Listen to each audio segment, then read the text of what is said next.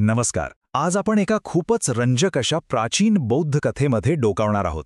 ही एक अशी कथा आहे जी आपल्याला मानवी स्वभावाबद्दल खूप काही शिकवते, तेही एका कथेच्या आत दुसरी कथा सांगून. चला तर मग या अनोख्या कथेचा अर्थ आपण एकत्र उलगडूया. तर मग गोष्ट सुरू होते श्रावस्ती शहरातल्या एका मोठ्या प्रश्नापासून. विचार करा, एखादा अत्यंत निष्ठावान भक्त जो रोज बुद्धांना भेटायला येतो, तो अचानक का बरं त्यांच्यापासून दूर जाईल? काय कारण असेल यामागे? ह्याच प्रश्नात आपल्या कथेचं बीज दडलेलं आहे.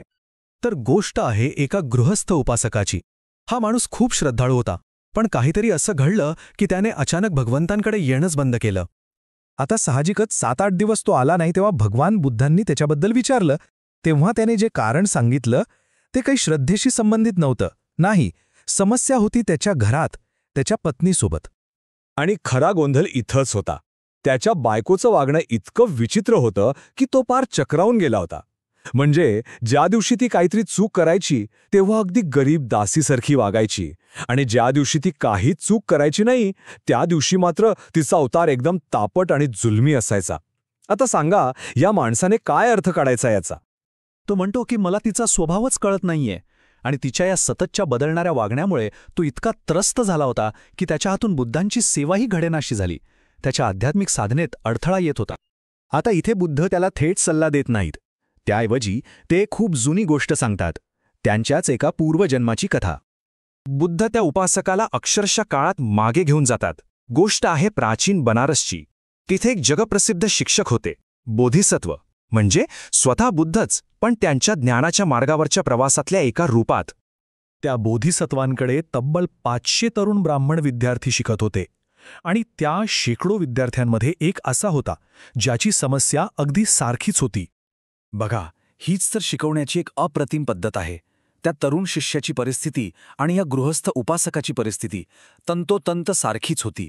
म्हणजे त्याचंही लग्न एका अशा स्त्रीशी झालं होतं जिच्या वागण्याचा ताळमेळ नव्हता, आणि त्यामुळे तो इतका त्रासून गेला होता की त्याचा अभ्यासात लक्षच लागत नव्हतं. आणि तो विद्यार्थी आपल्या गुरूंना, म्हणजे बोधिसत्वांना, नेमकं तेच सांगतो. गुरुदेव, सगळं माझ्या पत्नीमुळे घडतंय, मला तिचा स्वभावच कळत नाहीये.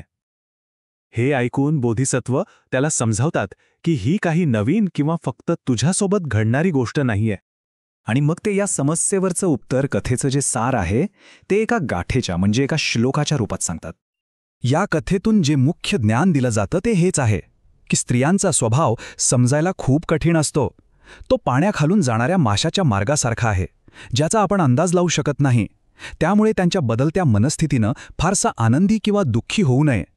म्हणजे बघा, शिष्याला जो मुख्य संदेश दिला गेला तो हाच होता की तिच्या या बदलत्या स्वभावाकडे, तिच्या आवडीनिवडीकडे जास्त लक्षच देऊ नकोस, कारण हा स्वभावच मुळात अनाकलनीय आहे.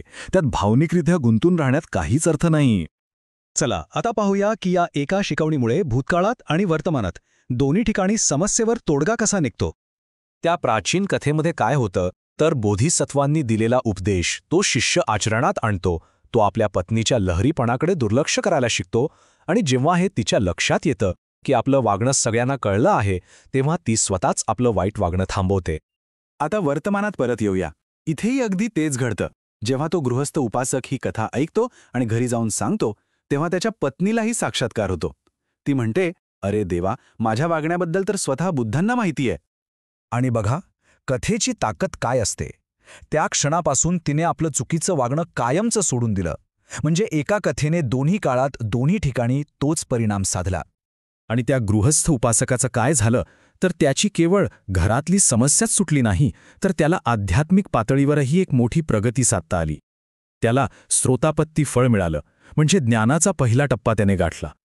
आणि मग येतो कथेचा तो क्षण जिथे बुद्ध सगळं काही उलगडून सांगतात. ते स्पष्ट करतात की अरे, ही काही वेगळी गोष्ट नाहीये.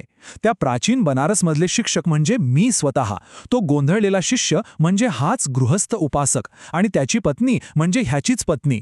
म्हणजे बघा, पात्र तीच, फक्त काळ आणि जन्म वेगळा. तर मग या सगळ्या कथेच्या आतल्या कथेतून आपल्याला काय शिकायला मिळतं? या रचनेचा नेमका अर्थ काय? कथा सांगण्याच्या या प्रकारालाच जातक कथा म्हणतात. बौद्ध परंपरेत बुद्धांच्या पूर्वजन्माच्या कथा सांगून एखादा नैतिक धडा किंवा कर्माचा सिद्धांत समजावून सांगितला जातो. हे शिकवण्याचं एक खूप महत्त्वाचं साधन आहे. आणि हे खूप महत्वाचं आहे. इथे कथा केवळ धडा सांगत नाहीये, तर ती कथा स्वतःच एक धडा आहे. म्हणजे भूतकाळातली एक समस्या आणि त्यावरचा उपाय समोर ठेवून वर्तमानातल्या समस्येवरचा मार्ग आपोआप स्पष्ट होतो. ही एकच कथा आपल्याला अनेक गोष्टी शिकवते. बोधकथांचा वापर कसा करायचा हे कळतं. पुनर्जन्माची संकल्पना स्पष्ट होते. मानवी स्वभावावरचा एक वेगळा दृष्टिकोन मिळतो आणि सगळ्यात महत्त्वाचं म्हणजे ज्ञान आणि समज यांच्यात वैयक्तिक समस्या सोडवण्याची किती ताकद असते हेही कळतं. आणि हे आपल्याला एका अंतिम विचारावर आणून सोडतं की अशा हजारो वर्षांपूर्वीच्या कथा आजही आपल्यासाठी महत्त्वाच्या आहेत का? त्या फक्त मनोरंजक आहेत की त्यातून खरंच आपल्या आजच्या गुंतागुंतीच्या आयुष्याबद्दल काहीतरी शिकायला मिळतं? एक गोष्ट मात्र नक्की, एक चांगली कथा खोल सत्य पोचवण्यासाठी किती प्रभावी असू शकते हे यातून पुन्हा एकदा सिद्ध होतं.